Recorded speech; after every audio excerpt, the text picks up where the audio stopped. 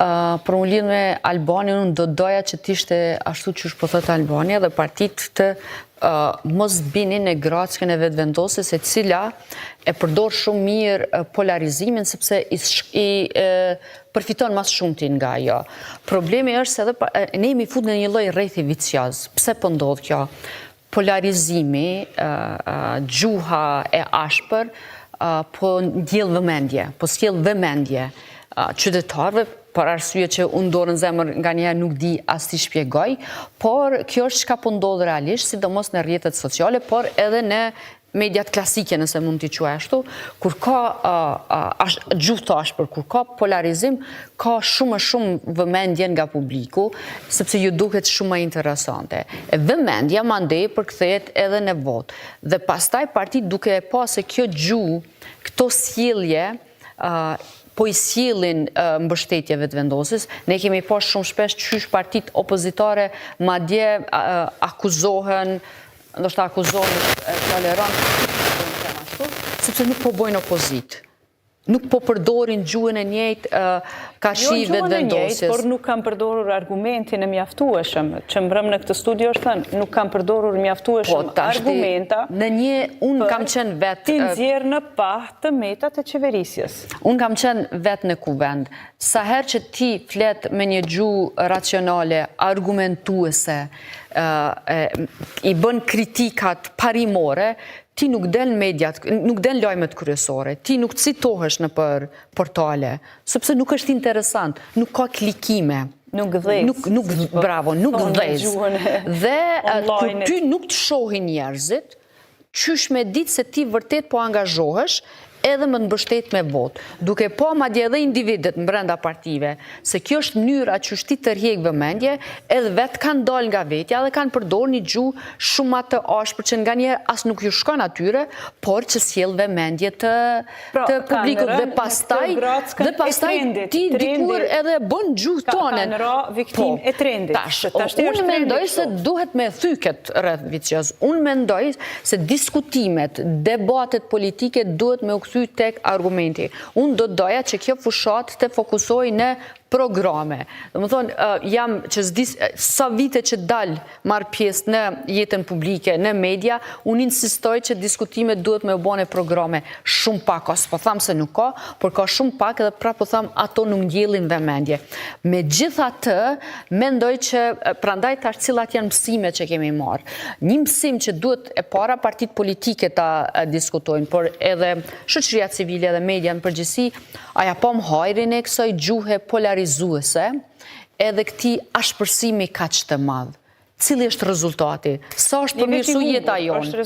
Si cili qytetar mendoj se duhet me pyet veten, çka përfitova une nga kjo gjuhë, nga i gjithë ky vit, kur ndoshta kemi pa spektakle, e janë emisione tjera, mendojnë që duhet mi këqyrë për muar këtu, por në fund kemi fondet e humbura, nëse flet me bizneset sot, vërtet ankohen, se nuk ka punë, nuk ka projekte, nuk është zhvilluar asgjë, jenë rritë çmimet, por në fund qytetari sikur nuk i vrejnë to, sepse një farmyre e ka një fajtor rezervë, se ti nga njëherë donë me e përjashtu vetën nga ky faj, e këtë vetëvendosja ka bo mas mirti, duke gjithmonë... A do t'a bëj sërish? Po, nëse kjo i ka funksionu, deri tani dhe i ka sjell vota, unë mendoj se kanë me bo përsëri. Pse po mendoj? Sepse nëse ndëgju dje, kur në seancën e fundit, veç filluan me i etiketu me njëherë... Që shu organizun seancat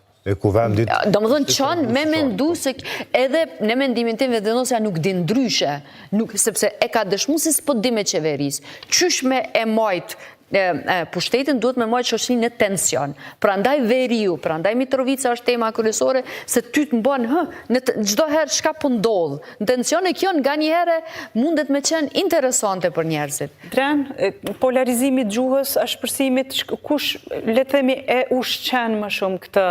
A janë rrjetet sociale, teknologjia, jo që e shpërndan edhe më tepër, e nxit edhe më tepër, ose si interferojnë gjuha ashpër politike edhe teknologjia në raport me përdoruesit? Po, pa tjetër se media sociale është një prej faktorëve që intensifikon shtrirjen e gjuhës polarizuese në komplet shoqërinë, madje shpesh edhe vetë algoritmet i shtyjnë përpara ato përmbajtjet e cilat mund të jenë më emocionale, edhe nuk e marrin parasysh këtë pjesën, a është e dëmshme për shoqërinë apo jo, por a është në interes për këta gjigant teknologjik. Fjala vjen Facebooku dhe nëse ti shkruan një postim që është më shumë emocional në Facebook, do të ketë algoritmi thjesht e shtyn më shumë përpara atë përmbajtje se sa një program me pika të detajuara që mund ta bëjnë edhe partitë politike në faqet e tyre. Ajo çka unë besoj se është shumë e rëndësishme dhe që ne si shoqëri kemi dështuar ndër vite është që të ndërtojmë një kulturë të mënyrës se si i përdorim mediat, informacionin, mediat sociale në shoqëri, ne si qytetarë.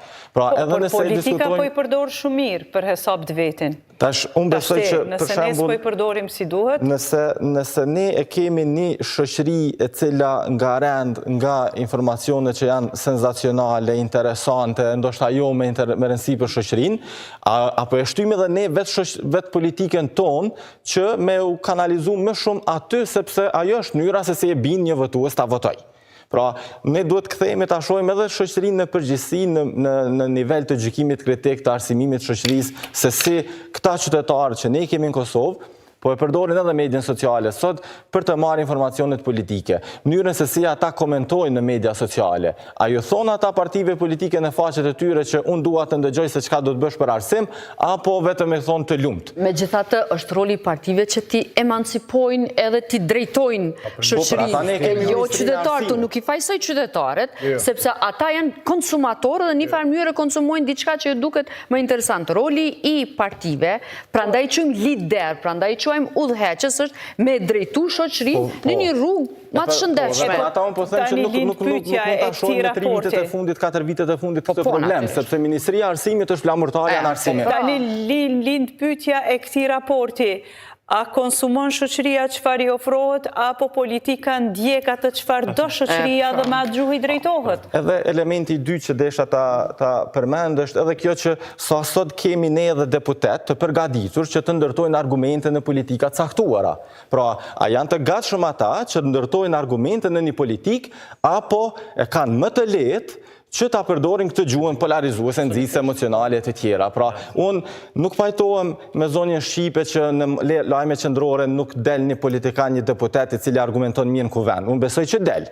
Po sa i kemi të tillë që flasin ashtu në ulse aty, kjo është pastaj pikpyetja. Nëse dikush bën një skandal me patjetër do del. Skandali është, ajo është e padiskutueshme, po është ekstrem pak. Ai del TikTok.